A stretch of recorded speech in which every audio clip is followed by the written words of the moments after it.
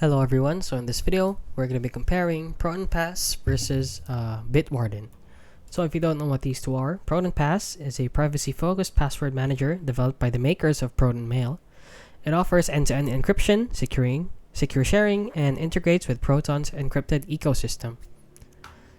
And Bitwarden, on the other hand, is an open-source cross-platform password manager known for its robust security, transparency, and wide customization options for individuals and teams.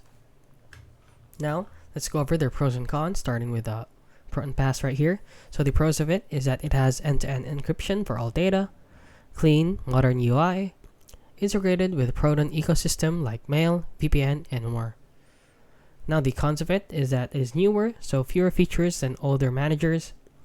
Limited free tier features, so the free tier is not that good. You will need to pay. And it also has less third-party integration. Now let's discuss the pros and cons of Bitwarden right here. So the pros of it is that it is an open source and it is audited. It also has rich features even in free tier, and cross-platform and team-friendly. Now the cons of it is that the interface is less polished than newer apps, and it can be overwhelming for casual users, and self-hosting needs technical setup. So which one is right for you? So you should choose Proton Pass for privacy-first users already in the Proton ecosystem wanting a sleek, simple manager, and choose Bitwarden if you want a feature-rich open-source solution with proven security and flexibility. So that is it. That is the difference between Proton Pass and Bitwarden. So if you found this video helpful, please consider liking and subscribing.